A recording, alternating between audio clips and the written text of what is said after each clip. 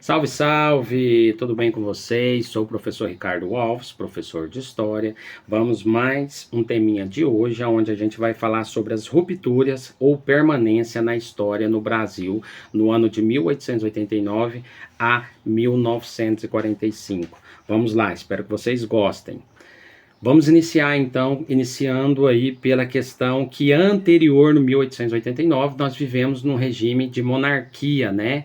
Onde era governado por reis, né?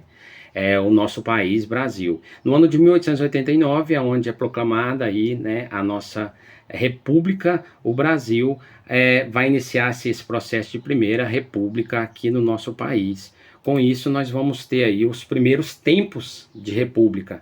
O Brasil ainda vai continuar sendo um país, ainda o agro, né, vai exportar bastante. A população ainda vai continuar sem participação dessa república, que era uma república ainda prevista para a elite, né, brasileira. A república não vai representar o pensamento de todos que vão torcer até então pela essa instauração da república, porque nem todos aqui no Brasil sabiam o que estava acontecendo, principalmente a população mais carente, mais pobre. O Brasil então vai se tornar, nesse período com a república, federalista, né, onde vai ser defendida aí por alguns estados, principalmente o estado de São Paulo, o estado também de Minas Gerais. Dentro desse processo que nós estamos passando para a República, nós vamos ter a República da Espada, no ano de 1889 até o ano de 1894. Isso mesmo, foi um período que vai corresponder aí a 2 governos, né, iniciais do Brasil. Vai ser constituído pelos militares, aonde os marechais, isso, o Manuel Teodoro da Fonseca e o Floriano Vieira Peixoto vai liderar essa República da Espada do ano de 1889 a 1894. Com isso, nós vamos ter um governo provisório, né? Que é onde vai ser realizado no país aí novas eleições e uma nova Constituição. Teodoro da Fonseca vai liderar esse governo provisório aí, fazendo com que alguns marechal, né, vai dissolver a Assembleia, né, essas assembleias provinciais e as câmaras municipais, vai demitir e vai indicar novos presidentes para as províncias. Uma nova, né, elite aí, civil e militar, ela vai passar a administrar esse Brasil, e nós vamos ter algumas negociações que vão envolver vários partidos republicanos, principalmente os partidos do Rio de Janeiro e também de São Paulo. Essa crise, ela começa uma crise econômica, né, dentro do nosso país, nesse período, onde nós vamos ter como ministro aí Rui Barbosa, que era o ministro da Fazenda, no ano de 1890, né, logo após aí a nossa república, onde vai incentivar aí a criação de empresas, de indústrias, empresa, para alavancar o nosso país aí e sair do vermelho. Com isso, nós vamos ter algum probleminha. Por quê? Porque nós vamos ter o encilhamento. Isso. Para fortalecer aí o crédito, o ministro até então, Rui Barbosa, vai permitir que alguns bancos vai emitir papel moeda para ser emprestado para a população. Essa facilidade de crédito vai induzir o surgimento de algumas empresas fantasmas, né? Cujas ações aí eram negociadas nas bolsas de valores. Essa nova política vai aumentar a inflação, porque muitos espertinhos vão criar empresas e vão captar o dinheiro de empréstimo, mas não vão existir essas empresas. Então o resultado disso aí, dessa política de Rui Barbosa, vai ser uma enorme crise de falência dentro do nosso país. Com isso, dentro da Constituição de 1891, vai ter algumas reflexões, né? O liberalismo, a influência dos norte-americanos, né? O país torna-se Estados Unidos no Brasil, as províncias tornam-se Estado e ganham autonomia, onde a Constituição, os impostos, para eleger os seus governadores, e o voto passa a ser direto, excluindo dentro da nossa população brasileira os analfabetos, os mendigos, as mulheres, os soldados, os menores de 21 anos. Isso, dentro dessa Constituição de 1891, excluía esse pessoal aqui no Brasil, não dando direito ao voto.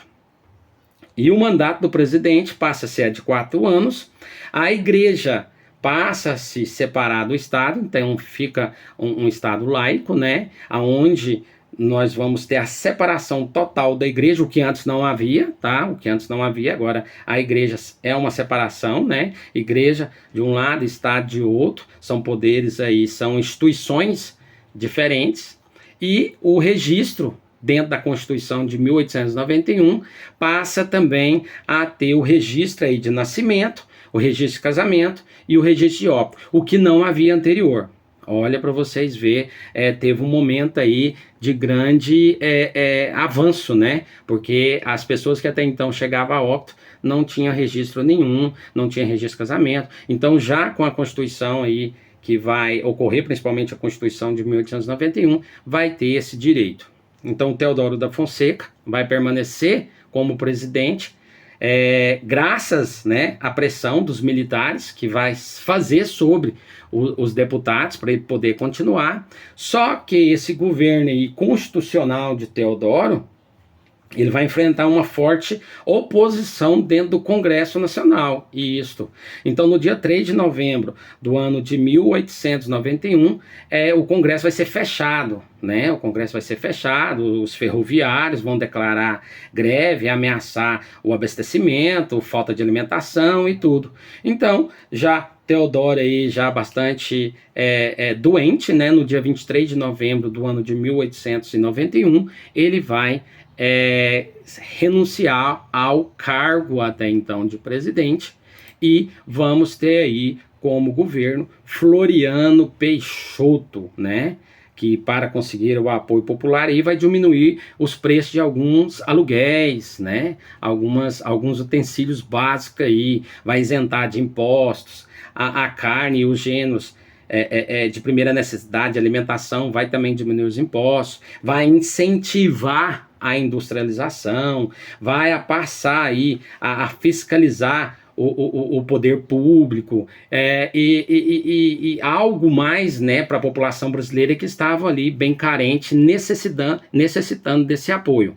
Mas isso não vai ser suficiente, né, para evitar esses momentos que estava passando o país, e aí nós vamos ter algumas revoluções dentro do nosso país, as revoluções federalistas, né, onde nós vamos ter de um lado aí um dos líderes, Gaspar Silveira Martins, e do outro lado nós vamos ter aí Júlio de Castilho, que é um líder representando os republicanos. São lutas, né, das federações no ano de 1893 a 1895. Logo após, nós vamos ter aí no ano finalzinho, já na Revolta Armada, no ano de 1893, a disputa pelo poder, né, entre os oficiais do Exército e também da Marinha. Esses grupos da Marinha, né, era mais elitistas, mais oligárquica, então eles vão estar disputando isso. Então, no ano de 1893, basicamente em setembro, esses navios aí da Armada vai bombardear a Federação do Estado, né, do Rio de Janeiro. O governo, com apoio aí popular e também de São Paulo, vai revidar. Então esses rebeldes, né, que estavam acontecendo, vieram aí para o sul, e Floriano, até então, ele vai render aí o apelido de Marechal de Ferro, né? Porque ele vai estar ali rendendo essa situação. Essas repúblicas que vão estar surgindo, né? Repúblicas como mais conhecida como República das Oligarquias, vai beneficiar aí de um lado os paulistas, e de outro também Prudente de Moraes, no ano já de 1894. A partir desse momento, o poder, né, passa aí das elites agrárias, principalmente a Federação, o Estado de São Paulo e Minas Gerais, eles passam a ter esse governo mais em disputas, né, entre São Paulo e Minas. Vamos sim a esse acontecimento, né, esse mecanismo aí para garantir esse poder dessas elites rurais, vão criar então a política dos governadores, né? De um lado a política de café e do outro a do leite. Esses poderes aí revezando dentro do nosso país. Essa política aí é mais conhecida, né, como a política do café com leite, aonde vai ter aí na alternância de poder os paulistas e os mineiros dentro da presidência da República durante toda ou quase toda a Primeira República no Brasil. Com isso vai ser implantado o coronelismo. Isso, esse nome foi dado porque a política era controlada e comandada pelos coronéis, né? Esses coronéis eram os ricos fazendeiros. E com isso nós vamos ter o voto cabresto, onde os coronéis compravam votos para seus candidatos ou trocavam voto por bens materiais. Como o voto era aberto, os coronéis mandavam os capanga para os locais de votação, com o objetivo de intimidar os eleitores a ganhar voto. As regiões eram controladas politicamente pelos esses coronéis, que eram conhecidos aí nessas regiões como currais eleitorais.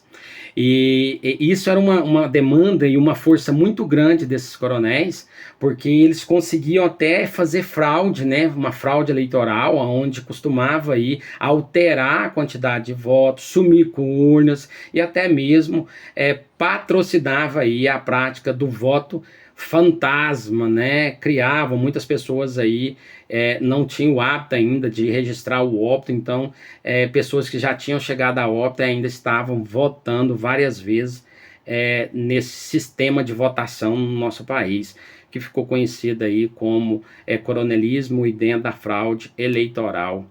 Esse fim do coronelismo vai ser com a Revolução de 30, com a chegada de GV, né, que é Getúlio Vargas, à presidência da República, onde o coronelismo vai perder força e vai deixar de existir em várias regiões aqui do Brasil.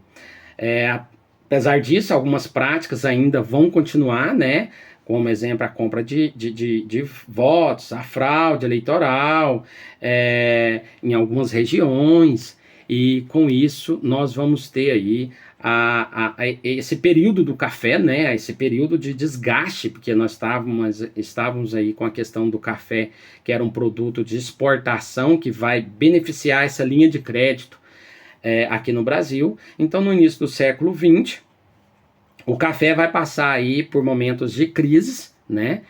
Devido a essa superprodução. E com isso precisava até o governo organizar essa situação, porque os governos tinham que interferir para garantir um preço mínimo. Aí foi criado o convênio de Taubaté, onde o governo, no ano de 1906, vai firmar o governo entre São Paulo, Minas Gerais e Rio de Janeiro, que vai determinar que os 3 estados comprassem a safra que era prevista por um preço fixado, e muitas das vezes alto esse preço, para manter a valorização desse produto. Qual produto? O café, né? Para não deixar cair, valorizando os produtores, os cafeicultores, os coronéis. Então esses estoques seriam armazenados, né, dentro de armazéns, dentro de grandes galpões, para poder depois ser comercializado. E isso vai ser um dos produtos. Nós vamos ter também aí cacau, cana-de-açúcar, borracha e assim vai. Isso para ter o desenvolvimento industrial do nosso país, né? Então essa concentração de capital vai acabar contribuindo para a expansão da atividade industrial em algumas cidades. Esse investimento vindo dos cafeicultores, imigrantes e também do capital internacional. Mulheres e crianças eram mão de obra diariamente e bastante barata. Isso, barata. E trabalhavam longas jornadas de trabalho durante o dia. As condições de trabalho eram brutais, horríveis, e não havia o regime CLT, né, que é o regime da legislação trabalhista dentro do nosso país. Nós vamos ter uma imprensa escrita, né, durante a República, no ano de 1889, que vai ajudar até então a criar os brasileiros uma imagem positiva do regime que até então, da situação que nós estávamos vivendo aqui no Brasil. Essas revistas, né, muitas das vezes de cunho literário, político, para agradar a elite brasileira. Com isso, o Brasil ele passa, né, por algumas modernizações, inclusive a cidade de São Paulo passa por um processo de modernização inspirado, né, nas obras de Paris. Vão ser criados aí novos bairros, a expansão de serviço como de saneamento, né, básico, de esgoto, água canalizada, o transporte coletivo, moradia e etc. Apesar desse grande esforço, essas grandes, né, cidades aí vão enfrentar alguns problemas com a criminalidade e com as inundações, porque não estavam preparadas para receber essa quantidade de pessoas também que saíam do meio rural e iam para a cidade, para o meio urbano, procurando melhoria de vida para a sua família. Nesse período da Primeira República, então, no ano de 1889 até o ano de 1945, enfrentamos essas situações onde vai ser encarada aí o período da Primeira República, ou conhecido como a República Velha, onde nós vamos ter um processo, né, de coronelismo, da primeira Constituição, aonde as pessoas passam a ter direito a esse voto, mas nem todas as pessoas normais, né, nem todas as pessoas do Brasil tinham esse direito, somente a elite, os mais pobres, as mulheres, os pobres não tinham esse direito, e com isso a República ficou centralizada na mão de poucos. Muitas pessoas no Brasil, né, a grande maioria, não sabiam nem o que estava acontecendo. Então esse período vai ser o período da República Velha no nosso país. Então é isso, um grande abraço e até!